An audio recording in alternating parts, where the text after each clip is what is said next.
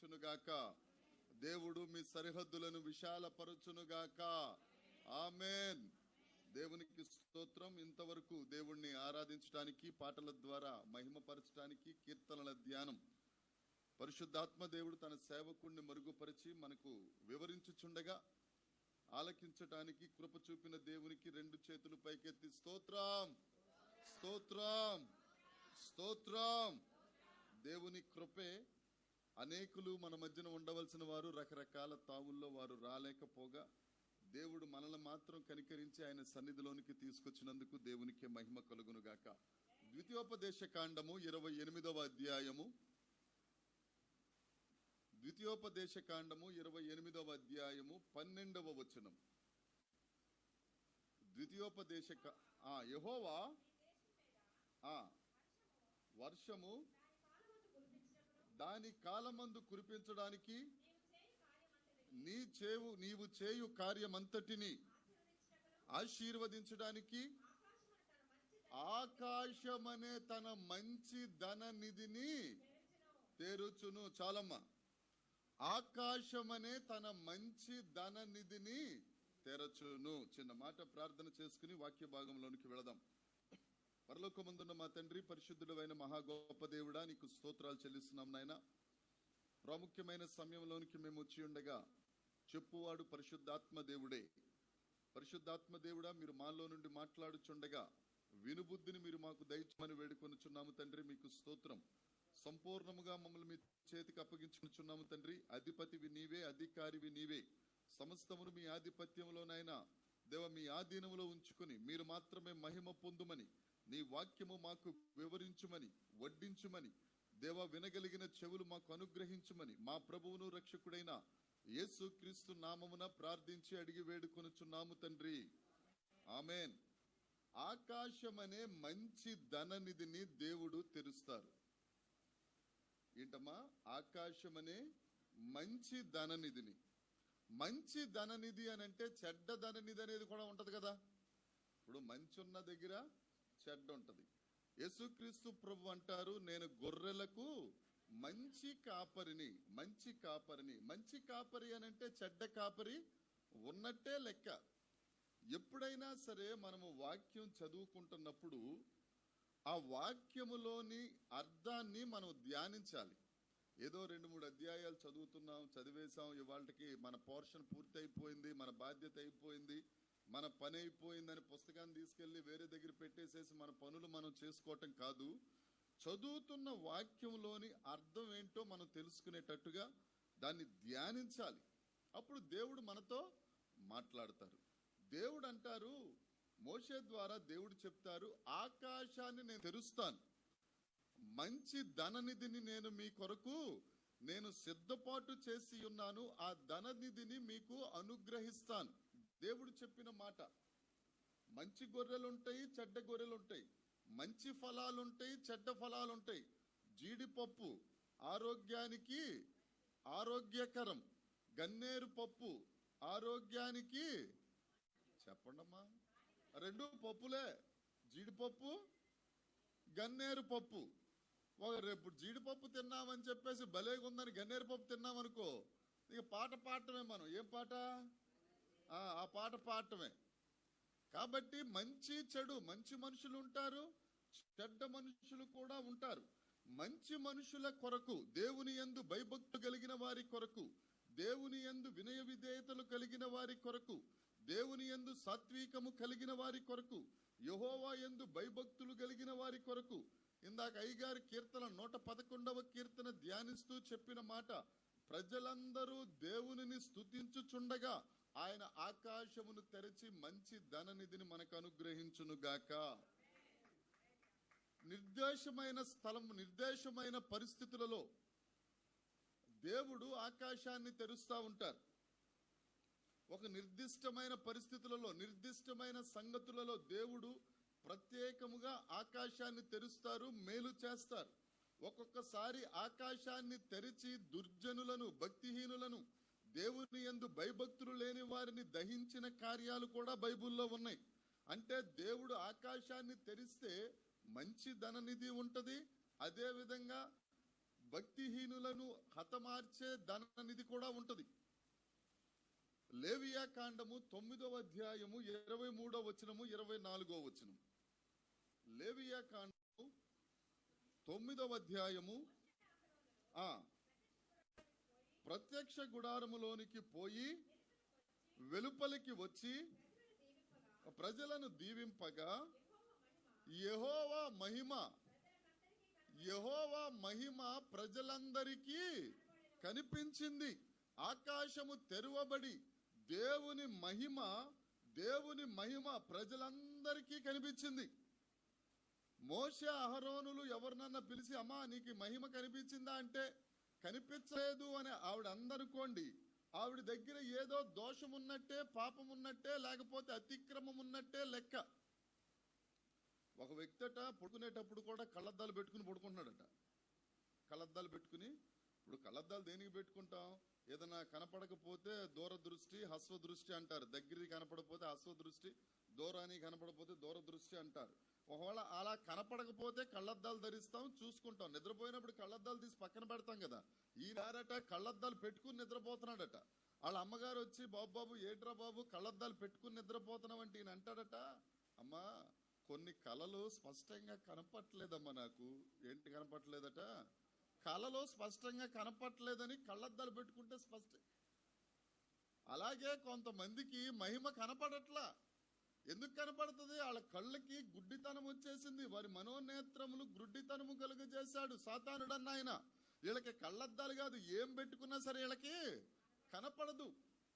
లేవీకాండం 9వ అధ్యాయంలో మోషే అహరోనులు బయటకు వచ్చినప్పుడు దేవుని మహిమ ఆకాశము నుండి బయటకు వచ్చి, ఆకాశము నుండి ఆ మహిమ వచ్చి దేవునికి కనిపించింది. ఈ పరిశుద్ధ స్థలములో హృదయపూర్వకముగా ఆత్మతో సత్యముతో వినయ విధేయతలతో దేవుని మహిమ నేను చూడాలి అని ఆశపడి సన్నిధికి వచ్చి దేవుని సన్నిధిలో ఆరాధిస్తే తప్పకుండా మనకు కనపడే దేవుడు యేసుక్రీస్తు ప్రభువు ఒక్కరే. దేవునికి స్తోత్రం కలుగును గాక.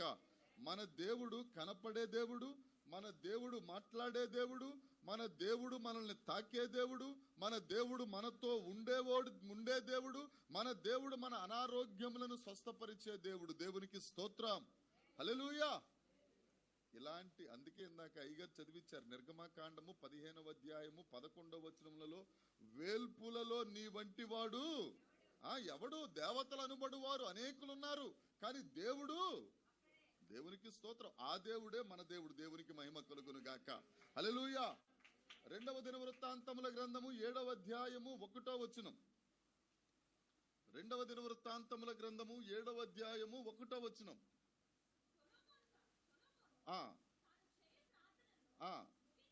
ముగించగానే ఎక్కడి నుంచి దిగింది? ఆకాశము నుండి దిగి వచ్చి దహన బలులను దహించేసింది. మందిరము నిండా నిండిపోయింది. దేవునికి స్తోత్రము కలుగును గాక. సొలొమోను గారు చేయవలసిన ప్రార్థన చేసి ముగించగానే ఆకాశం నుండి ఏం దిగింది? దేవునికి మహిమ కలుగును గాక. మనం చేయవలసిన ప్రార్థన, మనం దేవునికి సమర్పించవలసిన స్తుతియాగము. హెబ్రీ పత్రిక 13వ అధ్యాయంలో అధిగారు చదివించారు, ఎల్లప్పుడూ దేవునికి స్తుతిగానము జిహ్వ ఫలము అర్పించాలి. మన జిహ్వ ఫలము హృదయపూర్వకముగా ఆత్మతో సత్యముతో ఆరాధిస్తున్నప్పుడు, దేవునికి చెల్లిస్తున్నప్పుడు ఆకాశము నుండి అగ్ని దిగివచ్చును గాక. దేవుడు మన దహన బలులను లేక మన స్తుతి బలులను దేవుడు అంగీకరించును గాక. దేవుడు మనలను ఆశీర్వదించును గాక. ఆకాశము తెరవబడింది అనంటే దేవుని మహిమ మనకి కనపడుతుంది. ఆకాశము తెరవబడింది అనంటే దేవుని అగ్ని దిగి వచ్చి మన దహన బలులను అంగీకరిస్తుంది. దేవునికి స్తోత్రం. దావీదు గారు అంటారు, అందుకనే కీర్తనల గ్రంథము 27వ కీర్తన 4వ వచనం. 27వ కీర్తన 4వ వచనం. ఆ యెహోవా దగ్గర దావీదు గారు అంటున్నారు, యెహోవా దగ్గర నేను ఒక వరం అడిగాను, దానిని నేను వెతుకుతున్నాను. ఏం చూడాలంట? యెహోవా ప్రసన్నత చూడాలన్న వరాన్ని ఆయన అడుగుతున్నాడట. ఒకవేళ ఇంకా తరువాత ఒక 70 సంవత్సరాలు 80 సంవత్సరాలు ఆయన బ్రతికినా ఆయన ఏం కోరుకుంటున్నాడు అని అంటే దేవుని మందిరంలో ఉండిన దేవుని ప్రసన్నతను చూడాలని కోరుకుంటున్నాను. అంతేగాని రాణులు చూడాలి, లేకపోతే సింహాసనం చూడాలి, లేకపోతే రాజభవనం చూడాలి, ఇవేవి ఆయన కోరుకోవట్లేదు. కానీ దేవుడి దగ్గర ఒక వరం అడుగుతున్నాడు. అదే దేవుడు గనక మన దగ్గరికి వచ్చి మన ప్రార్థనలకు మంత్రముగ్ధుడైపోయి దేవుడు టక్మని మన ముందుకు వచ్చాడు అనుకోండి, భక్తుడా సురేష నీకేం కావాలి నాయనా, భలే ప్రార్థన చేస్తున్నావు ప్రభు, ఏం కావాలి బాబు అని అంటే ఏముంటది ప్రభువా, పలానా చర్చి మొత్తం సంఘస్థులతో నిండిపోవాలి ప్రభువా, లేకపోతే సరిహద్దులు విశాలపరిచిపోవాలి ప్రభువా, లేకపోతే 1 ఎకరమో 10 ఎకరాలో పలానా మంచి సెంటర్లో నడిబొడ్లో నాకు ఇచ్చేయండి ప్రభు. ఇలాంటి కోరికలు కోరతాం మనం. ఏమా మన కోరికలన్నీ ఇలాగే ఉంటాయి. కానీ దావీదు గారు ఏమంటారు, నేను దేవుడి దగ్గర ఒక వరం అడిగాను, ఆ వరం ఏంటట, ఆయన ప్రసన్నత. మన కోరికలు ఎలా ఉన్నాయి, భక్తుల కోరికలు ఎలా ఉన్నాయి. అందుకని ఆయన అంటాడు, ఆకాశమును తెరచి మంచి ధననిధిని అంతకు ముందు ఎన్నడూ జరుగని కార్యములు. హెబ్రీ పత్రిక 11వ అధ్యాయము 7వ వచనం. హెబ్రీ పత్రిక 11వ అధ్యాయము 7వ వచనం.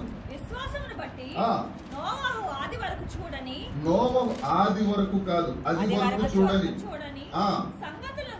సంగతులను గూర్చి దేవుని చేత హెచ్చరింపబడిన వాడే. దేవునికి స్తోత్రము కలుగును గాక. చాలమ్మా, నోవహు అది వరకు చూడని. అప్పుడు వరకు నోవహుకు ఆకాశము నుండి వర్షము కురుస్తుందన్న మాట వాళ్ళకి తెలియదు. అంతవరకు భూలోకం నుండి, భూమి నుండి ఆవిరి పైకి రావటం, మొక్కలను పెంచడం, అంతవరకే. ఆకాశం నుండి వర్షం వస్తున్న సంగతి వాళ్ళకి తెలియదు. కానీ దేవుడు ఏం చేశాడట, ఆ నోవహుకి చెప్పాడట, నోవహ ఆకాశము నుండి వర్షం పడుతుంది, అది వరకు నీకు తెలియని సంగతి ఇది. నువ్వు ఆకాశం నుండి వర్షం పడుతుంది కాబట్టి నువ్వు ఒక ఓడను తయారు చేసుకో అని హెచ్చరించాడంట. ఏం చేశాడు, హెచ్చరించాడా, నిదానంగా చెప్పాడు, హెచ్చరించాడు. ఎందుకు హెచ్చరించవలసిన అవసరం వచ్చింది? నోవహు ఎప్పుడు దేవుడితో పాటు నడిచేవాడే కదా. ఇప్పుడు దేవ సహాయం అయ్య గారు, రాబర్ట్ అయ్య గారు, మేము కలిసి నడుస్తున్నాం. కలిసి నడుస్తున్నప్పుడు నాతో వాళ్ళు, బాబు ఇలా చేస్తే బాగుంటుంది, ఇలా చేస్తే బాగుంటుంది, ఇలా చేస్తే బాగుంటుంది అని చెప్తారు. అంతేగాని నువ్వు ఇలా చేస్తేనే బాగుంటది అని హెచ్చరిస్తారా? మరి దేవుడు ఎందుకు హెచ్చరించారు? ఒకవేళ వీళ్ళు నాకు మామూలుగా చెప్పారనుకో, మనోళ్లే కదా, రాబర్ట్ అయ్య గారు తండ్రి సమానుడు, దేవ సహాయం అయ్య గారు చిన్న తండ్రి సమానుడు, పర్వాలేదులే, మనోళ్లే కదా, క్షమిస్తారులే అని ఈజీగా తీసుకుంటారు. టేక్ ఇట్ ఈజీ అంటారు కదా, అలా తీసుకుంటాడేమో అని దేవుడు హెచ్చరించి చెప్పాడట. అది వరకు తెలియని సంగతుల గురించి. 5 గుడ్డోళ్ళు ఉన్నారట. అమ్మ తలపైకి ఎత్తున్నాను. 5 గుడ్డోళ్ళు. ఓ పెద్ద ఆయన 5 సర్కస్ చూపించడానికి తీసుకెళ్ళాడు. సర్కస్ మొత్తం చూసేసి వచ్చిన తర్వాత తెల్లవారి నాలంటోడు ఒకడు వెళ్ళి, అరే బాబు ఈ 5 గుడ్డోళ్ళ దగ్గరికి వెళ్ళి, ఎరా బాబు ఏనుగును చూసారంటే, ఈ సర్కస్కి వెళ్ళి 3 గంటలు సర్కస్ షో చూసిన తర్వాత ఏనుగును చూడకుండా ఎట్టుంటావు నువ్వు, నువ్వు మంచి ఎటకారం వాడుతావు, నువ్వు నీకు అదే పోయింది కాదు చిన్నప్పటి నుంచి అంటే. పోనీ అబ్బాయి మంచిదేరా, ఏనుగు ఎలా ఉందని అడిగాడంట మొదటోడిని. ఎలాగుంది, వెనకాల తోకలాగా ఉంది, అది మొత్తం అదేదో చిన్న తాడులాగా ఏలాడుతూ ఉంది, కింద మాత్రం చిన్న కూర్చుంది, అదే కదా ఏనుగంటే అన్నాడంట ఒక ఆయన. రెండో వాడు అన్నాడట, ఏనుగంటే నీకు ఎలాగుందంటే ఆడికి తెలియదండి, ఆడి గుడ్డోడు, ఆడికి కనపడదు, ఆడికి ఏదో తాడులాగా కుర్చులాగా కనపడింది కానీ నాకు మాత్రం ధ్వజస్తంభంలాగా కనపడింది అన్నాడట రెండో వాడు. మూడో వాడు అన్నాడట, వాళ్ళిద్దరు పరమ గుడ్డోళ్ళు సార్, వాళ్ళకి కనీసం చుక్క కూడా కనపడదు, నాకు కొద్దిగా మెల్ల పర్వాలేదు కనపడుతుంది, అది పెద్ద బాణలాగా ఉంది సార్ అన్నాడంట మూడో వాడు. ఎలా ఉందట, బాణలాగా. నాలుగో వాడు వచ్చాడంట తడుముకుంటా, అరే బాబు నీ సంగతి ఏంటంటే బాణా కాదు, ధ్వజ సమూహం కాదు, తాడు కాదండి, చాట్ లాగా ఉందన్నాడంట. ఎలాగా, చాట్ లాగా ఉందన్నాడట. ఇక అయిపోయింది కదా, మీరు భలే చూసారా, ఏనుగంటే మీరు చెప్పినట్టే ఉంటది, తాడులాగా ఉంటది, ధ్వజస్తంభం లాగా ఉంటది, బాణలాగా ఉంటది, చాట్ లాగా ఉంటది అబ్బాయి. మరి 5వ వాడు ఎక్కడున్నాడు రానంటే, వీడు వచ్చాడంటే 5వ వాడు తొడుకుంటా పాపం. ఆడొచ్చానంట, సార్ ఇవన్నీ అబద్ధాలు సార్, బాణా కాదు, చాటా కాదు, తపెళ కాదు, ఏవి కాదండి, సొరకాయలాగా ఉంటుందండి అని అన్నాడు. ఎలా ఉంటుందట, ఎందుకంటే అలా కనపడదు కాబట్టి. ఏది ఎలా సొరకాయ అంటే ఇదంతా ఉంటాయి కదా, దొంతాలు. ధ్వజస్తంభం అంటే కాళ్ళు, బాన్ అంటేనేమో దానికి కడుపు, తాడంటేనేమో తోక అనమాట. ఒకప్పుడు ఒక పార్ట్ పట్టుకుని మొత్తాన్ని ఏరుగుని కలపలేదు, ఎడదీసి పెట్టారు అక్కడ. ఇలాగే నోవాహు గారికి కూడా దేవుడు చెప్పాడంట. అది వరకు తెలియని సంగతుల గురించి నోవాహుకు హెచ్చరించాడు. అప్పుడు నోవాహు ఏం చేశాడు? విశ్వాసమును బట్టి భయభక్తులు కలిగి నమ్మి 120 సంవత్సరాలు. ఎన్ని సంవత్సరాలు అండి? 120 సంవత్సరాలు. బాబు వర్షం కురుస్తుంది, నమ్మండ్రా బాబు, ఆ వాళ్ళలోకి రండి, వర్షం కురుస్తుంది, వాళ్ళలోకి రండి, వర్షం కురుస్తుంది, వాళ్ళలోకి రండి అని అంటే ఈ వాడ చేస్తుంటాడు కదా, ఏమంటారు ఆయన? ఏం మేస్త్రి? వడ్రంగి మేస్త్రి గారు. తెలుగులో మాట్లాడవలేను. వడ్రంగి మేస్త్రి గారు. ఆ వడ్రంగి మేస్త్రికి కూడా పిచ్చెక్కిపోతుందంట. ఈ ముసలోడికి బుద్ధి లేదు. కొండ మీద కడుతున్నాడు, వారిని వర్షం పడుతుందంట. పోలే మనకి ఎందుకు వచ్చింది, మనం ఏమన్నా ఎక్కువ మాట్లాడితే కూల్ డబ్బులు రావని చెప్పేసి ఓ పక్క తిట్టుకుంటానే కడతాడంట. ప్రతి ఒక్కరూ నోవాహుని పిచ్చోళ్ళలాగే చూస్తున్నారంట. యేసుక్రీస్తు ప్రభువు 30 సంవత్సరాలు తల్లి చాటునున్నాడు. తల్లికి కుటుంబానికి సహాయం చేస్తా కుటుంబాన్ని పోషిస్తా ఉన్నాడు. 3.5 సంవత్సరములు ఆయన సేవ చేస్తా పరలోక రాజ్యము సమీపించుచున్నది, మీరు జాగ్రత్త పడండి, మెలకువగా ఉండండి, పరిశుద్ధత పొందండి, దేవుని యందు భయభక్తులు కలిగి ఉండండి అని బోధిస్తా అక్కడ ఉన్న వారందరికీ మేలు చేస్తా తిరుగుతా ఇందాక అయ్యగారు చెప్పారు. యోహాను సువార్త 14వ అధ్యాయం వచ్చేసరికి, బాబు నేను పైకి ఎత్తబడతాను, అక్కడ మీ కొరకు నేను స్థలము సిద్ధపాటు చేస్తాను, నా తండ్రి ఇంట అనేక నివాస స్థలములు ఉన్నాయి, మీకు కూడా ఒక్కొక్క నివాస స్థలము సిద్ధపాటు చేసి నేను అక్కడి నుంచి మళ్ళా తిరిగి వస్తానని శిష్యులకి చెప్పాడు. ఏమని? నేనున్న చోటనే నేను మిమ్మల్ని, చెప్పండి అమ్మా, నేనున్న చోటనే మిమ్మల్ని. పాస్టర్ గారికి ఏమో 5 స్టార్ హోటల్ ఇచ్చి పాస్టర్ గారి దగ్గర ఉన్న వాళ్ళకేమో చర్చిలో సాపల మీద పడుకోమని చెప్పే దేవుడు కాదు మన దేవుడు. ఆయన ఎక్కడ ఉంటాడో మనం కూడా అక్కడే ఉంటాం. దేవునికి స్తోత్రం కలుగును గాక. ఆయన పరిచర్య చేయడానికి వచ్చిన దేవుడు, చేయించుకోవడానికి వచ్చిన దేవుడు కాదు. అయితే ఈ శిష్యులు అడిగారట, బాబు బాగానే ఉంది, అంతా బాగానే ఉంది, అయితే అక్కడ బంగారు వీధుల్లో నడుస్తాం అనమాట, ఎంత బాగుంటుంది యోహానా అని పేతురు యోహాను అందరూ మాట్లాడుకుంటా అయితే మరి మీరు పైకి వెళ్తారు బాగానే ఉంది, మరి కిందకి ఎప్పుడు వస్తారు అని అడిగారంట పేతురు గారు కొంచెం మాటలు ఎక్కువ కదా, బాబు యేసు బాబు నువ్వు ఎప్పుడొస్తావు బాబు కిందకి అని అంటే, అది మనకు తెలియదమ్మా, ఆయనకు తెలియదు కదా. మరి ఎవరికి తెలుసు అని అంటే, అది నా పని కాదు, వచ్చేది ఎవరో నేనే, ఎప్పుడు వస్తావు నాకు తెలియదు. అది తండ్రికి తప్ప ఇంకెవరికి, తండ్రికి ఒక్కడికే తెలుసు. ఆయన ఎప్పుడు వెళ్ళమంటే అప్పుడు రావాలి, నేను మాత్రం సిద్ధంగా ఉంటాను, ఆయన పంపిస్తాడు. ఓకే ఇదంతా బాగానే ఉంది, మరి నువ్వు వచ్చినప్పుడు నేను ఎలా గుర్తుపట్టాలి అని ఆ శిష్యులందరూ అడిగితే అప్పుడు చెప్పాడట, నోవహు దినములలో ఉన్నట్లుగా, లోతు దినములలో ఉన్నట్లుగా ఆ రోజులు వస్తాయి. ఆ రోజులు వచ్చినప్పుడు అప్పుడు నేను మేఘారూఢునై రాజులకు రాజుగా ప్రభువులకు ప్రభువుగా నేను దిగి వస్తాను. దేవునికి స్తోత్రం కలుగును గాక. హల్లెలూయా. ఎలాగుంటే నోవహు దినాలు అదే 7వ అధ్యాయంలో ఉంటది. దేవుని కుమారులట మనుషుల కుమార్తెలు భలే బ్యూటిఫుల్ గా ఉన్నారా వీళ్ళు, అంటే ఇంగ్లీష్ వచ్చేస్తుంది ఏమనుకోకండి, బ్యూటిఫుల్ గా ఉన్నారు, అందంగా ఉన్నారు రబ్బా వీళ్ళు, నరుల కుమారులు సూపర్ గా ఉన్నారు, అందంగా ఉన్నారని వీరి మీద మనసు పడ్డారట. దాన్ని బట్టి దేవుని హృదయం నొచ్చుకొనెను. వీరిని చేసుకున్నందుకు దేవుని హృదయం ఏమైంది? ఇప్పుడు ఆత్మానుసారులైన వాళ్ళు కూడా డబ్బుల కోసం, వాళ్ళ ఆత్మానుసారులు మరి ఎలాగా అనాలో నాకు అర్థమవుతుంది. క్రైస్తవులు కూడా వెళ్ళి ఎవరో విగ్రహాలను పూజించే స్త్రీలను పెళ్లి చేసేసుకుంటున్నారు. మీరు విగ్రహములను పూజించు వారిని నీ కుమారులను వారికి ఇవ్వకూడదు, వారి కుమార్తెలను నీవు చేసుకోకూడదు. సొలొమోను మహాజ్ఞాని, 1 కాదు 2 కాదు 3 కాదు 100 కాదు 200 కాదు 500 కాదు 1000 మందిని చేసేసుకున్నాడు అయ్యగారు. ఏమైపోయిందంటే ఆ భార్యలందరూ ఆయన మనసును ఏం చేశారు? తిప్పేశారు. భార్యలు మామూలు వాళ్ళు కాదు, ఎటైనా తిప్పదు. స్టీరింగ్ వాళ్ళ చేతుల్లో ఉంటుందా? స్టీరింగ్ వాళ్ళ చేతుల్లో ఉంటుంది, ఎక్సలేటర్ వాళ్ళ చేతుల్లోనే ఉంటుంది. కొద్దిగా హుషారు వచ్చింది వెంకట గారికి, కదులుతున్నారండి కరెక్ట్. మగోడు ఎప్పటి వరకు మగోడు తెలుసా అండి? పెళ్ళవనంత వరకే మగోడు, పెళ్ళైన తర్వాత మోగోడు. అమ్మ లలితమ్మ గారికి ఎంత సంతోషం. మోగోళ్ళే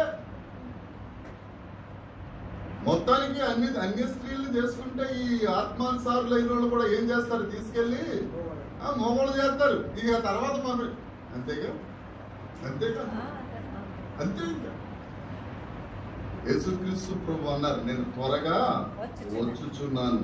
నోవహు దినములలో ఉన్నట్టుగా మనుషులుంటారు, భక్తిహీనులు ఉంటారు, దొంగలుంటారు, దోచుకునే వాళ్ళు ఉంటారు, తాగుబోతులు ఉంటారు, వ్యభిచారులు ఉంటారు, వీళ్ళందరూ ఉంటారు.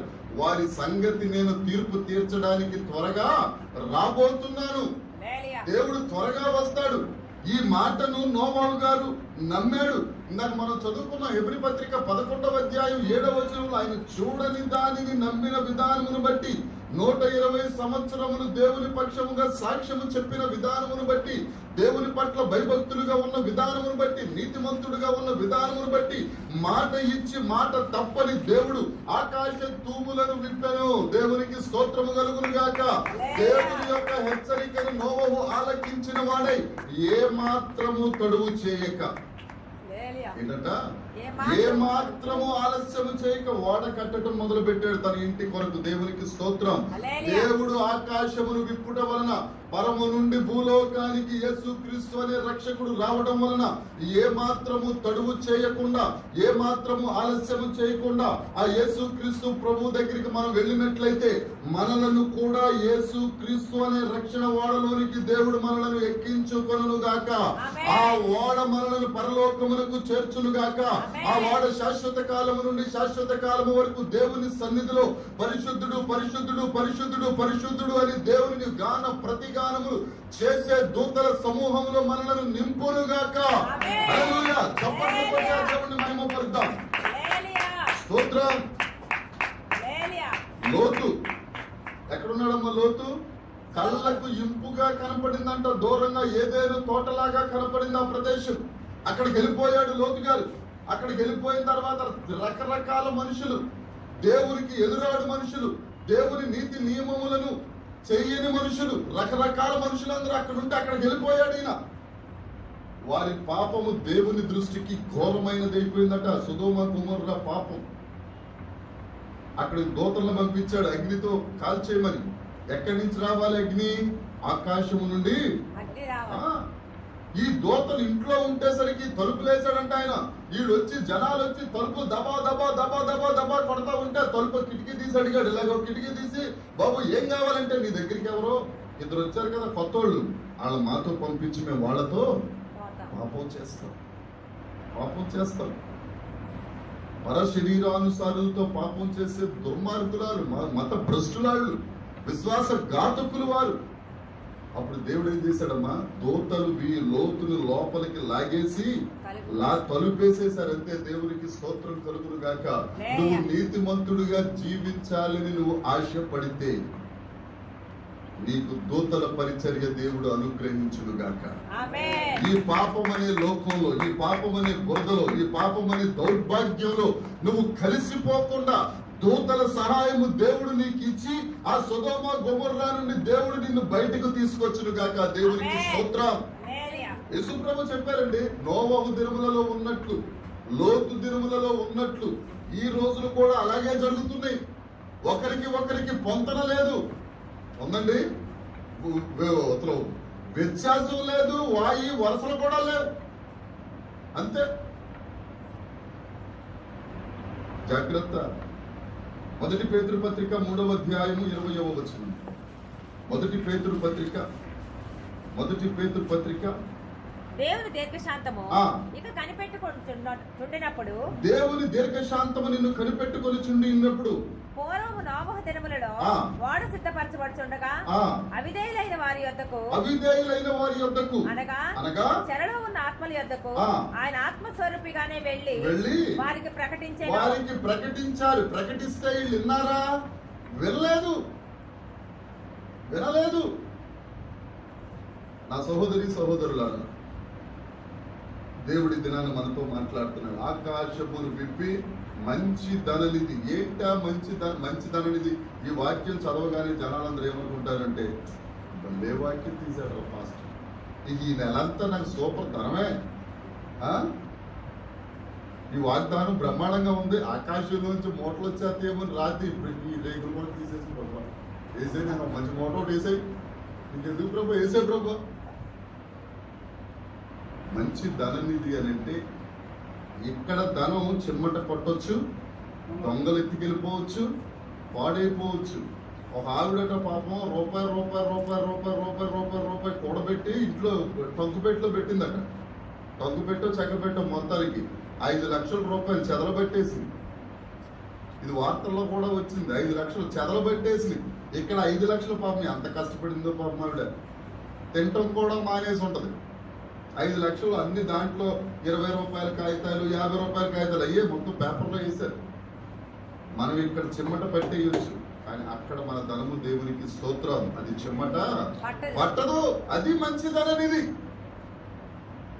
నువ్వు ఆ ధననిధిని సంపాదించుకోవడానికి ఆలస్యం చేయకూడదు.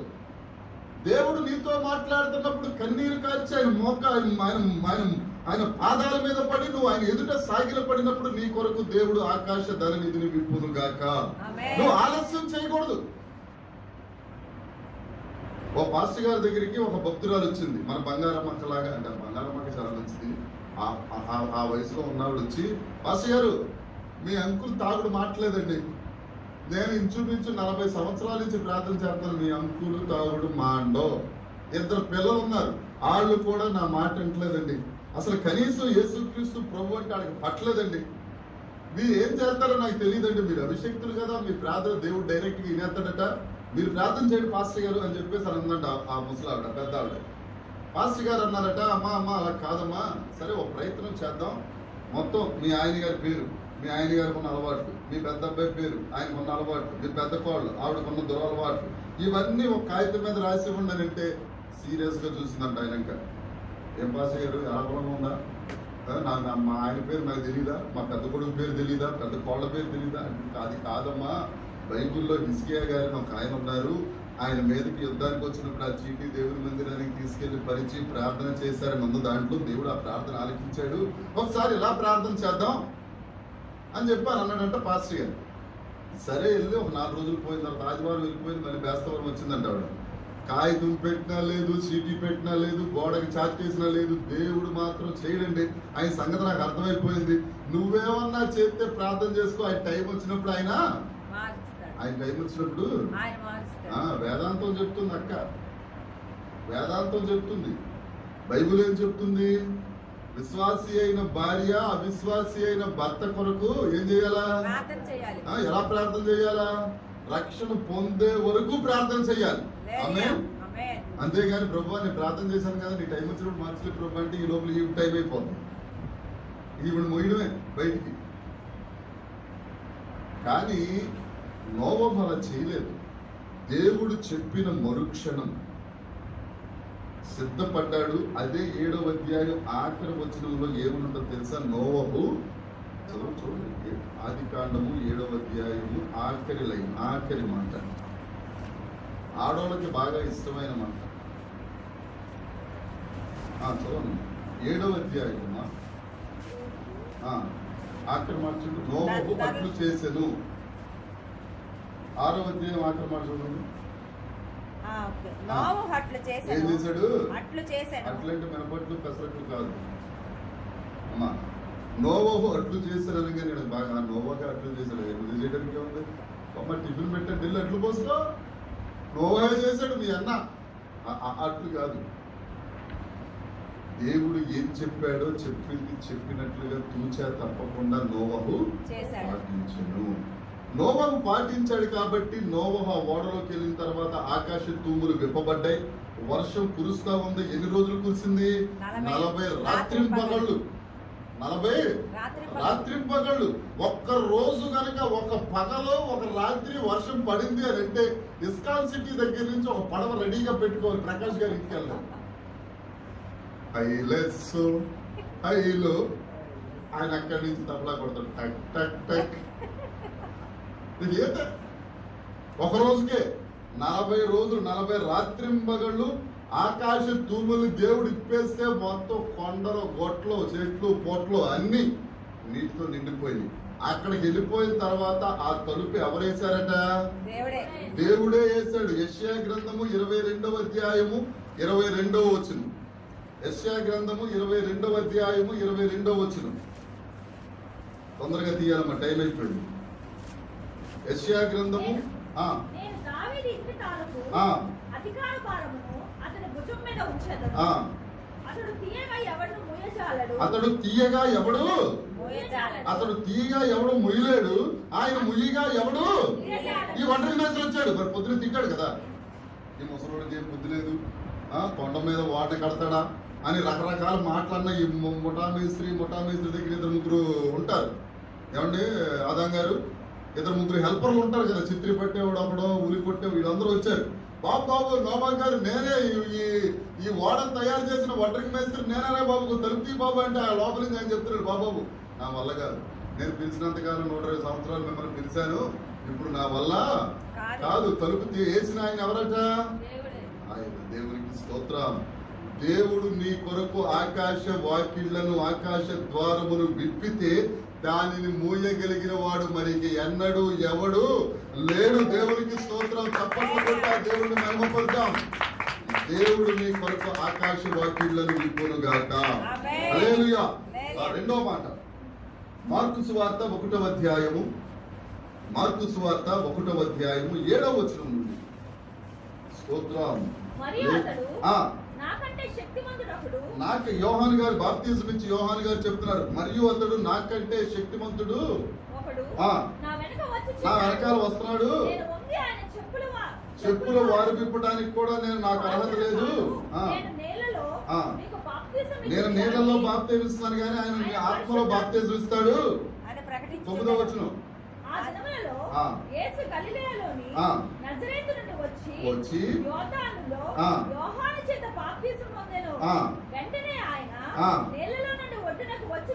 వచ్చుచుండగా ఏమైందట? యేసు రక్తం చేయ ఆకాశము తెరవబడింది. మొదట నోవహు గారి టైంలో ఆకాశము తెరవబడితే రక్షణ అనేది వచ్చింది. ఆకాశము తెరవబడితే మంచి ధననిధి పరలోకములో సిద్ధపాటు చేయబడింది. రెండవది, ఇక్కడ ఎవరైతే దేవుని యందు వినయ విధేయతలు కలిగి ఉంటారో, దేవుని యందు భయభక్తులు ఎవరైతే కలిగి ఉంటారో వారికి ఆకాశము తెరవబడుతుంది. దేవునికి స్తోత్రము కలుగునుగాక. 4వ వచనం ఒకసారి చదువుదాం. అదే ఏమో మార్కు సువార్త.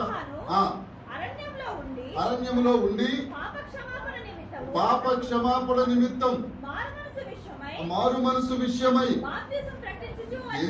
ఏ ప్రసంగం పాయింట్లు ఏంటండి? ఇక్కడ ప్రసంగం పాయింట్లు ఏంటి? 4వ వచనంలో పాప క్షమాపణ గురించి ప్రసంగం పాయింట్. రెండవది మారు మనసు పొందండి అని చెప్తున్నాడు ఈయన బాప్తిజం ఇచ్చి యోహాను గారు. బంగారం అక్క గారు, మీరు నాకు కుట్రకూటం పెట్టి ఎదురు ప్రసంగం చేయొద్దు. పాప క్షమాపణ కొరకు ప్రసంగం చేస్తున్నాడు, మారు మనసు కోసం ప్రసంగం చేస్తున్నాడు. ఈ బాప్తిజం ఇచ్చి యోహాను ఎలా ఉండేవాడట? ఒంటె చర్మమును తోలు దట్టి, ఒంటిదది ఎడారిలో కదా ఒంటి దొట్లు ఇస్తారు, ఆ ఒంటె తోలు దట్టి కట్టుకుని తేనె తాగుతా ఉండేవాడు, మిడతలు తినేవాడు. ఈ క్యారెక్టర్ లో మన ఈ మినీ బైపాస్ లో జరుగుతుంది అనుకోండి. నేనే తోలు దట్టి కట్టుకుని ప్యాంటు సొక్క లేకుండా అమ్మ అప్పుడే దేవసారి దగ్గర ఊహించుకున్నాడు. 6 అడుగులు ఎత్తుకున్నాడు. ఇప్పుడు ఈయన తోలు కావాలంటే ఏం తేవాలి? ఇప్పుడు ఏదో దండే తోలు దట్టి కట్టుకుని తేలు తాక్కుంటాం, మిడతలు ఎక్కడ ముదిగోలు పెడతా అని పట్టుకుని తినేస్తాను అనుకో. ఏమంటారండి మీరు అందరూ? చెప్పండి, ఏమంటారు మీరు?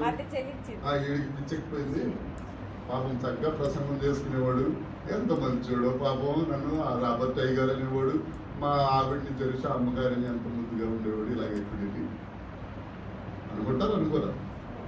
ఇక అక్కడికి వెళ్ళిపోయిన తర్వాత బాబు మీరు పాప క్షమాపణ పొందండి, మారు మనసు పొందండి అని అంటే జేబులు ఎత్తుతారు, ఒకటి వేసి వెళ్ళిపోతారు. పాప క్షమాపణ మారు మనసు తర్వాత సందే కాపీ తాగండి. అవునా కాదండి? ఇప్పుడు ఈయన తోలు దట్టి కట్టుకున్నాడు, మిడతలు తింటున్నాడు, తేనె తాగుతున్నాడు.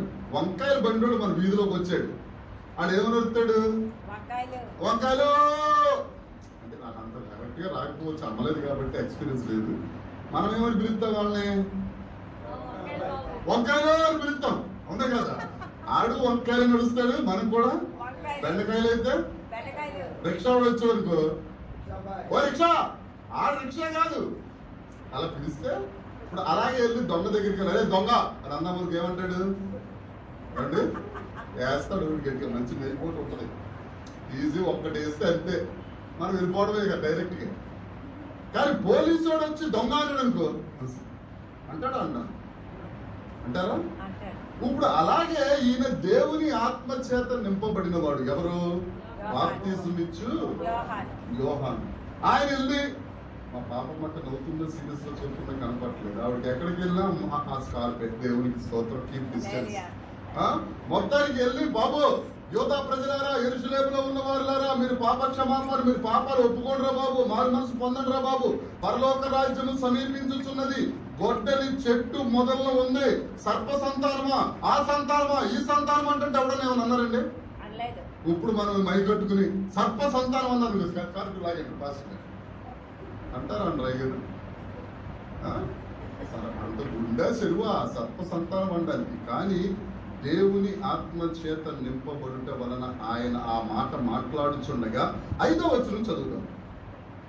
మార్కు సువార్త 1వ అధ్యాయము 5వ వచనం. అంతటా యోధా దేశం నుండి, యెరూషలేములో నుండి వాళ్ళందరూ అక్కడి నుంచి బళ్ళు కట్టుకుని బయలుదేరి అతని దగ్గరికి వచ్చి ఏం చేస్తారంట? మనం అయితే కప్పుకుంటాం మనం, అవునే కదా అయ్యారు, ఒప్పుకోం.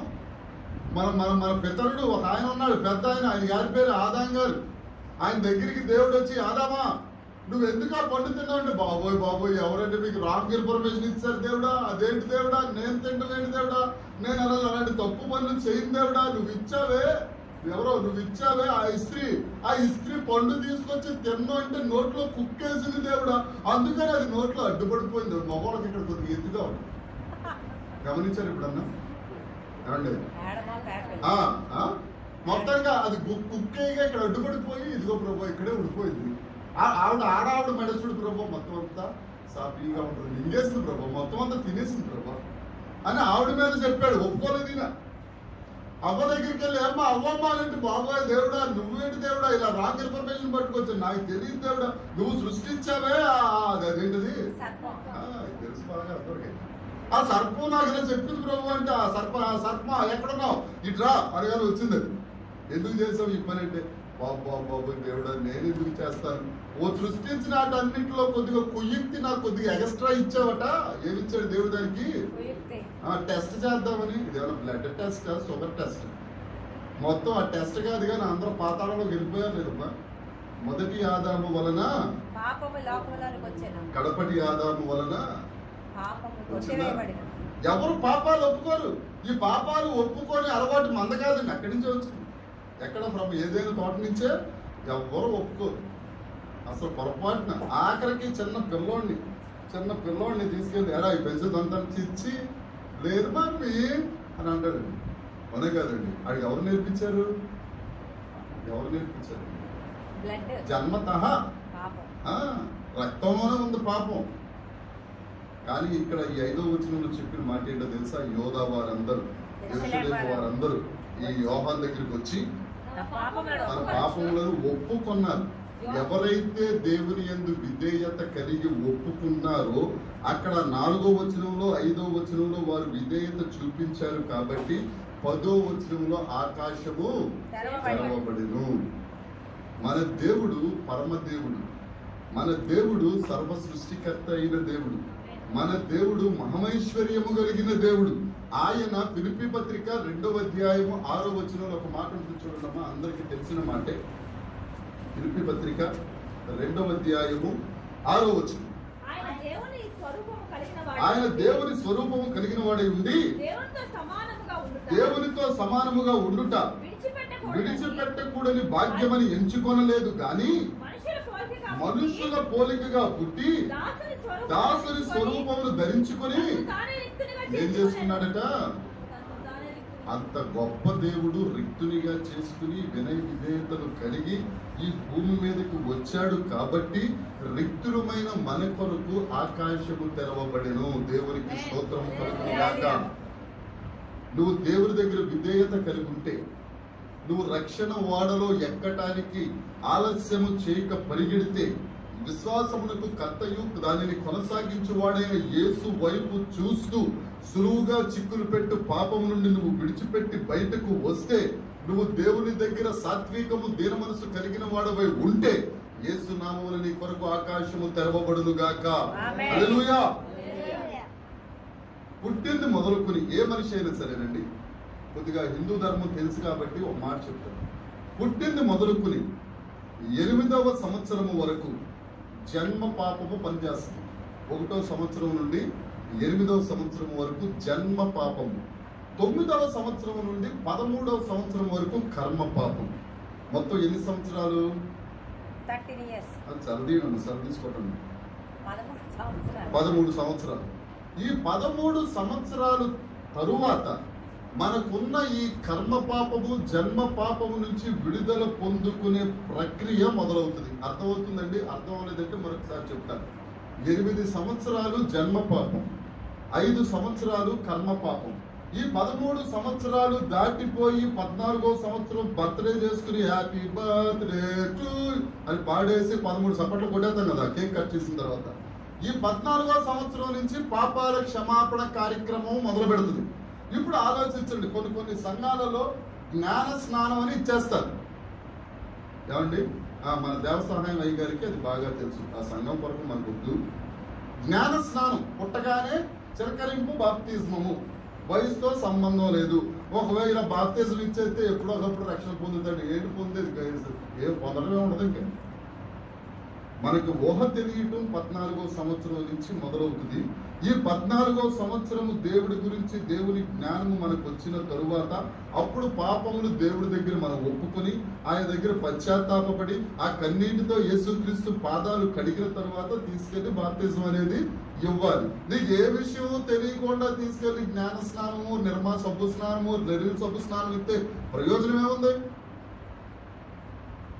ఈ పాపాల నుంచి నువ్వు విడుదల పొంది యేసు రక్తము చేత నువ్వు కడుగబడి యేసుక్రీస్తు నియమాలలో నువ్వు నడుస్తా యేసయ్య వాక్యాన్ని నువ్వు అనుసరిస్తున్నట్లయితే, నువ్వు వినయము కలిగినట్లయితే దేవుడు మనతోనే మాట్లాడుతున్నాడు. ఆకాశం అనే దానిని తెరచి మంచి ధననిధిని నీకు ఇచ్చి ఆ ఆకాశంలో నుండి ఒక మాట దేవుడితో నీతో చెప్పును గాక. ఏం మాట తెలుసా అది?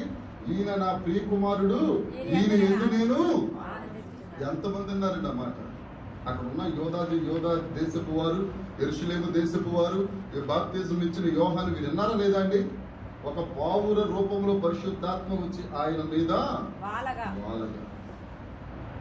నువ్వు ఎక్కడైతే ద్వేషించబడ్డావో, నువ్వు ఎక్కడైతే శ్రమ పడ్డావో, నువ్వు ఎక్కడైతే పనికిరానుడుగా తీసి పక్కన పెట్టారో, నువ్వు ఎక్కడైతే కుటుంబీకులను పోగొట్టుకుని నష్టమైపోయావో, వాటన్నిటినీ పక్కన పెట్టి దేవుడి మీద ఆధారపడితే, దేవునికి స్తోత్రం, ఆహారం ఇచ్చే దేవుడి మీద, దయాదాక్షిణ్యములు కలిగిన దేవుడి మీద, జ్ఞానాధారమైన దేవుడి మీద నువ్వు ఆధారపడితే నీ వినయ విధేయతలను చూచి ఆకాశమును తెరిచి వీరందరూ వింటుండగా దేవుడు చెప్పే మాట, ఈయన నా ప్రియ కుమారుడు, నేను ఆనందిస్తాను చెప్తాడు దేవుడు. అలాగే కాకపోతే ఆ స్టాండర్డ్స్ లోకి నువ్వు వెళ్ళాలి, ఆ ఆకాశం తెరవబడాలి, ఆ మంచి ధననిధిలోనికి నువ్వు వెళ్ళాలి అని అంటే నువ్వు దేవుడి దగ్గర సరి చేసుకోవాలి. దేవునికి స్తోత్రం కలుగును గాక. ఇవేవి సరి చేసుకోకుండా హల్లెలూయా స్తుతి మహిమ ప్రయోజనం ఉంది. ఫ్యాన్ గారికి కిందకు వచ్చేస్తాం హల్లెలూయా స్తుతి మహిమ. దేవుడి దగ్గర ఉన్నామంటే ఆత్మతో సత్యముతో దేవుడిని ఆరాధించాలి. దేవునికి స్తోత్రం కలుగును గాక. ఈ దినమున ఒక నిర్ణయం తీసుకున్నాం. ఆ ఆకాశము తెరవబడి దేవుని ఆత్మవర్షము కురియుచుండగా ఆ వాడలోనికి, ఆ విశ్వాసపు వాడలోనికి తక్షణమే ఆలస్యం చేయక ఎక్కువారిగా మనం ముందుముగాక. దేవుని స్వరము వినేవారిగా మనము ముందుముగాక. 3వ మాట చెప్పి నేను ముగించేస్తానండి. 3వ మాట యోహాను సువార్త 1వ అధ్యాయము 51వ వచనం. యోహాను సువార్త మరియు ఆయన మీరు ఆకాశం తెరవబట్టయు, ఆకాశము తెరవబట్టయు. మూలవాక్యం ఏంటి? ఆకాశము తెరవబడెను, మంచి ధననిధిని నేను మీకు ఇస్తాను. యేసుక్రీస్తు ప్రభు చెప్తున్నారు. ఎవరితో? అక్కడ ఉన్న నతానీయులతో చెప్తున్నారు. ఏమని? ఆకాశము తెరవబడుటయు, మనుష్య కుమారుడు నుండి, దేవుని కుమారుడు నుండి దేవదూతలు పైకెక్కుట కిందకి దిగుట చూస్తాం. ఈ బ్యాక్గ్రౌండ్ ఒకసారి నేను మీకు చెప్తాను, నా తరహాలో చెప్తాను. యోహాను దగ్గర యేసుక్రీస్తు ప్రభు బాప్తిజం తీసుకుని నడుచుకుంటా వస్తున్నాడు. అప్పుడు యోహాను అన్నాడు, ఆ యేసుక్రీస్తు ప్రభు రాకముందు అన్నాడు యోహాను అక్కడ ఉన్న శిష్యులందరితో చూసి, లోక పాపములను మోసుకుని పోయి దేవుని గొర్రె పిల్ల అదిగో వస్తుంది అక్కడికి. ఆయన నేను నీళ్లలో బాప్తిజం ఇస్తాను కానీ ఆయన ఆత్మలో బాప్తిజం ఇస్తారు. ఆయన చెప్పుల వారు విప్పడానికి కూడా నాకు అర్హత లేదు అని బాప్తిజం ఇచ్చిన తర్వాత, దేవుని స్వరం వినపడిన తర్వాత, పరిశుద్ధాత్మ పౌర రూపంలో ఆయన మీద వాలిన తర్వాత, ఈయన ఆ గట్టి యోర్దాను నది ఎక్కి పైకి వెళ్ళిపోతా ఉంటే, యోహాను యొక్క శిష్యులు ఆంద్రియా వేరొకడు అని బైబిల్లో రాసి ఉంటుంది, వేరే తర్జుమాలలో యోహాను గారు అని రాసి ఉంటుంది. యోహాను గారు ఆయన ప్రియ శిష్యుడైన యోహాను. వీళ్ళిద్దరూ యేసుక్రీస్తు ప్రభు అలా నడిచేస్తా ఉంటే ఆయన ఫాలో అవుతున్నారంట. ఆయన వెతుక్కుంటా వెళ్తున్నారు. ఎవరిని వెతుక్కుంటా వెళ్తున్నారు? యేసుక్రీస్తు ప్రభుని వెతుక్కుంటా వెళ్తుంటే, ఆయన సర్వజ్ఞాని, హృదయంలోని ఎరిగిన దేవుడు. ఆయన వెనకాల ఎవరు వస్తున్నారో ఆయనకి తెలుసు. వెనక్కి తిరిగి చూస్తే వీళ్ళిద్దరు ఎత్తుక్కుంటున్నారు. మీరేం చూస్తున్నారు అని అంటే, ప్రభు నీ బెడ్రూమ్ ఎక్కడో, మీ హౌస్ ఎక్కడో, నీ డైనింగ్ టేబుల్ ఎక్కడో, మొత్తానికి నువ్వు ఎక్కడ కాపురం ఉంటున్నావో చూడాలనుకున్నావంటే ఈయనేమన్నారు యేసు ప్రభు, కమాన్ రండి చూడండి అని తీసుకెళ్లారు. ఒక రాత్రి అంతా యేసుక్రీస్తు ప్రభుతో ఉన్నారు ఇద్దరు. ఎవరో ఆంద్రియ గారు, యోహాను గారు ఉన్నారు. తెల్లవారిన తర్వాత ఆంద్రియ పరిగెట్టుకెళ్ళి పేతురు దగ్గరికి వెళ్ళి, మేము మెస్సయ్యాను కనుగొన్నాం. ఆ మెస్సయ్యాను కనుగొన్నామనగానే పేతురు పరిగెట్టుకుంటూ వచ్చాడు. పేతురు రాగానే యేసు ప్రభు అన్నారు, నువ్వు కేఫావి, నీ మీద నా సంఘము కడతాను. సరే, ఇప్పుడు ఎంతమంది అయ్యారు మొత్తం? మొదట యేసు ప్రభు ఒక్కరే, తర్వాత ఇద్దరు శిష్యులు అయ్యారు, తర్వాత పేతురు గారికి కలిసారు. ఎంతమంది అయ్యారు? మీరు లెక్కల్లో నేనే ప్రొఫెసర్ అనుకుంటే మా ఆవిడ నాకంటే ప్రొఫెసర్ అండి. నేను ప్రొఫెసర్ని, ఆవిడ ప్రొఫెసర్. నలుగురు అయ్యారు. వీళ్ళు నడుచుకుంటా వెళ్తా ఉంటే అక్కడ పిలుపు గారు కనపడ్డారు. పిలుపు గారిని పిలిచాడు. బాబు రా, ఫాలో మీ అని అన్నాడు యేసుక్రీస్తు ప్రభు. ఆయన మొత్తం ఎంతమంది అయ్యారు? 5. నడుచుకుంటూ వెళ్తుంటే అక్కడ ఎక్కడో ఒక అంజూరు చెట్టు కనపడింది. ఆ చెట్టు కింద అయ్యారు నతానియేలు అయ్యారు ఉన్నారు అక్కడ. ఆ నతానియేలు అయ్యారికి పిలుపు గారికి ఫ్రెండ్షిప్ అనమాట. ఎలాంటి ఫ్రెండ్షిప్ అంటే, రాబర్ట్ క్లైవ్ గారికి దేవసహాయం గారికి ఉన్న ఫ్రెండ్షిప్ లాంటిది. వాళ్ళిద్దరూ కలిస్తే చాలు, అది కారు అవని, రోడ్డు మీద కుర్చీ అవని, లేదా చర్చ వెనకాల బల్ల అవని, ఏం మాట్లాడుకుంటారు. ఎక్కడెక్కడ అడుగు మధ్యలో కూర్చొని నాకేం అర్థం అవుతుంది, బెట్టరకుంట తప్ప నాకేం తెలియదు. ఎక్కడికో వెళ్ళిపోతారు. అలాంటి ఫ్రెండ్షిప్ ఆడుతారు. ఎవరిది? పిలుపు గారిది, నతానియేలు గారు. అప్పుడు నతానియేలా, మేము మెస్సయ్యను కనుగొన్నాం, మోషే గ్రంథాల్లో ప్రవచనాల్లో చెప్పిన మెస్సయ్యను మేము కనుగొన్నాం, ఆయన నజరేయుడైనా. ఆయన అన్నాడు, నజరేయుడైన తెలుసా? బలయేసు తెలుసు, మా ఇంటి పక్కనే ఉంటాడు. మన యేసు తెలుసు, మా ఇంటి ముందు ఉంటాడు. ఇంకో యేసు తెలుసు, మా ఇంటి వెనకాల ఉంటాడు. నజరేయుడైన యేసు ఏంటి? అసలు నజరేతులో నుండి ఏదైనా మంచిది వస్తుందా? నజరేతు అంతా చెడిపోయింది కదా, పలికిపోయింది కదా, చీకటిది కదా, అక్కడి నుంచి మెసేజ్ వచ్చాడా? చిచ్చి నేను నమ్మను అన్నాడు. నేను యెషయా గ్రంథము 9వ అధ్యాయము 1వ వచనం. యెషయా గ్రంథము 9వ అధ్యాయము. మా వెనకాల కూర్చున్న ముగ్గురికి వాడిపోకముందే నన్ను వాడుకో ప్రభు అని అన్నారు. బాగా నాడు వాడిపోతున్నాను పాపం ఫ్యాన్లు. ఆయనను వేదన పొందిన దేశము మీద మబ్బు నిలవలేదు. పూర్వకాలమున ఆయన జబూలూను దేశమును, నఫ్తాలి దేశమును అవమానపరిచెను. అంత్యకాలమున ఆయన సముద్ర ప్రాంతమును అనగా యోర్దాను అద్దరిని అన్యజనుల గలిలయ ప్రదేశమును మహిమగల దానిగా చేయుచున్నాడు. దేవునికి స్తోత్రం. హల్లెలూయా. చీకట్లో నడుచు జనులు గొప్ప వెలుగును చూస్తున్నారు. దేవునికి స్తోత్రము కలుగును గాక. చీకట్లో ఉన్న ప్రతి ఒక్కరు వెలుగును చూదురు గాక. మరణ ఛాయలలో మరణఛాయ గల దేశ నివాసుల మీద వెలుగు ప్రకాశించెను. ఇవన్నీ నతానియేలు గారు చదువుకున్నాడు. ఆయన పేరే బర్తిలోమయి, కానా ఊరివాడు. ఈ నజరేతులోంచి ఏమన్నా పూర్తిగా చదువుకున్నాడా? పూర్తిగా చదవలేదు. 9వ అధ్యాయం 1వ వచనం యెషయా గ్రంథం ఆయన చదువుకోవాలి కదా. మరణ ఛాయల్లో ఉన్న వారిని పైకి లేపడానికి, చీకట్లో ఉన్న వారికి వెలుగుగా ఉండడానికి యోదయ గలిలయ ప్రాంతాల్లో తిరుగుతున్నాడు. యోర్దాను నది అద్దరిని ఉన్నారని చెప్పేసి అక్కడే కదా వీళ్ళందరూ ఉన్నారు. ఆయనకి ఆ వచనం గుర్తు రాలేదు. టక్కమని ఏం కనపడుతుంది అంటే, మనుషుల్లో ఉన్న మంచి ఎవరికి కనపడదమ్మా? ఏం కనపడుతుంది? చెడు కనపడుతుంది. నజరేతులో నుండి ఏదైనా రాగలదు, సరే రాగలదు. వచ్చారు, సరే అన్నీ ఎద్దబ్బా నువ్వు రా వచ్చి చూడు. ఇక్కడ ఒక మాట చెప్తానండి, మంచి మాట. యోహాను సువార్త 1వ అధ్యాయము 39వ వచనంలో ఈ పేతురు, ఆంద్రియా, యోహాను, యేసుక్రీస్తు ప్రభు నువ్వు ఎక్కడ కాపురం ఉంటున్నారంటే ఆయన ఏం మాట్లాడాడు? వచ్చి చూడుడి, వచ్చి చూడుము. 46వ వచనంలో ఫిలిప్పు గారు ఏం మాట్లాడాడు? నజరేతులో నుండి మంచిదేదైనా రాగలదా అని వచ్చి చూడమని ఏమన్నాడు? యేసు ప్రభు కూడా వచ్చి చూడమని ఫిలిప్పు కూడా వచ్చి చూడమని చెప్పాడు. యేసు ప్రభుతో ఎప్పుడైతే మనం సహవాసం చేయటం మొదలు పెడతామో, అమ్మ విన్నారమ్మా, యేసు ప్రభుతో మనం ఎప్పుడైతే సహవాసం చేయటం మొదలు పెడతామో ఆ స్వరూపంలోనికి మనం మారిపోవాలి. దేవునికి స్తోత్రం. మన మాట ఆయన మాటలాగా మారిపోవాలి. దేవునికి స్తోత్రం. మన ఆలోచన ఆయన ఆలోచనలాగా మారిపోవాలి. దేవునికి స్తోత్రం. మన ఆహారపు అలవాట్లు ఆయన ఆహారపు అలవాట్లు లాగా మారిపోవాలి. ఒక్క మాటలో చెప్పాలంటే క్రీస్తు యేసుకు కలిగిన ఈ మనసు మీరు కూడా ఎప్పుడు కలిగి ఉంటాం? ఆయనతో అన్యోన్య సహవాసము చేసినప్పుడు. చేద్దాం వద్దా? పరలోకానికి వెళ్ళాలంటే చేసి తీరాల్సిందే. దేవునికి స్తోత్రం. నరకానికి వెళ్ళాలి, కాలిపోవాలి, అక్కడ అగ్ని ఆరదు, పురుగు చావాలంటే మీ ఇష్టం. మనం వెళ్ళాల్సింది పరలోకానికి. కాబట్టి యేసు క్రీస్తుని పోలి మనము బ్రతుకుదము గాక.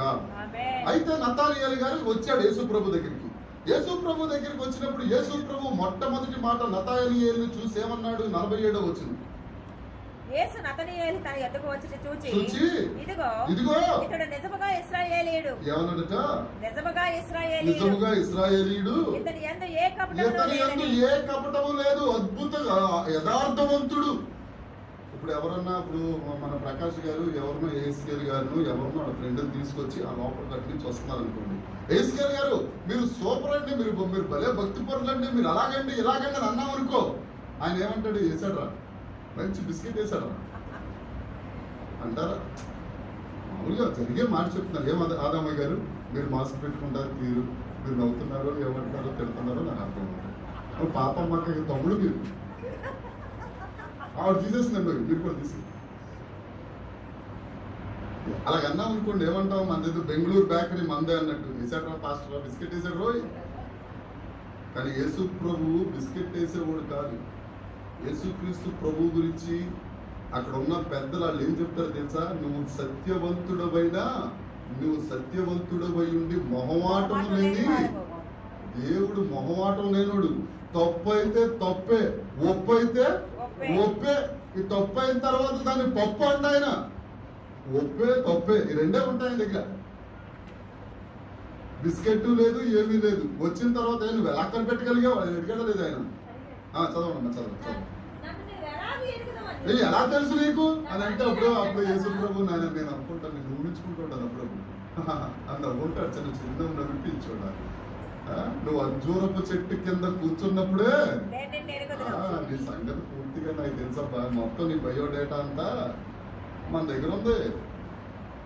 ప్రకాష్ అయ్య గారు అన్నారు ఫస్ట్ రోజు ఇంటికి గోల్డ్ అంతమంది ఇలాంటి వాళ్ళు 300 మంది చూసాను సార్. ఎన్ని మీటింగ్లు, ఎన్ని అదేంటి ఫ్యామిలీ గ్యాదరింగ్లు, ఎంతమందిని చూసాను సార్. చూడగానే పరిస్థితి ఏంటో నేను చెప్పాను సార్. మిమ్మల్ని చూడగానే నేను చెప్పాను సార్. మీకు ఐ లవ్ యూ సార్ అని అన్నాడు అన్నారయ్య గారు మన ఇంటి దగ్గర. దేవునికి స్తోత్రం. అలాగే యేసు ప్రభు కూడా బాబు నతానియేలు నీ గురించి నాకు తెలుసు, నువ్వు అంజూరపు చెట్టు కింద ఎందుకుంటారు? అంజూరపు చెట్టు కింద ద్రాక్ష చెట్టు కింద ఎందుకుంటారంటే వారు సంతోషిస్తున్నప్పుడు, వారు ఆనందిస్తున్నప్పుడు ఆ అంజూరపు చెట్టు దగ్గరికి వెళ్ళి మోకరించి ప్రార్థన చేసుకుంటా ఉంటారు. దేవునికి స్తోత్రం. ఆ అంజూరపు చెట్టు దగ్గర నువ్వు ప్రార్థన చేసుకున్నప్పుడే నేను చూశాను అని ఒక మాట అంటాడు 50వ వచనంలో యేసు ప్రభు మాట. అదే ఈ దినపు వాగ్దానం. అందుకు యేసు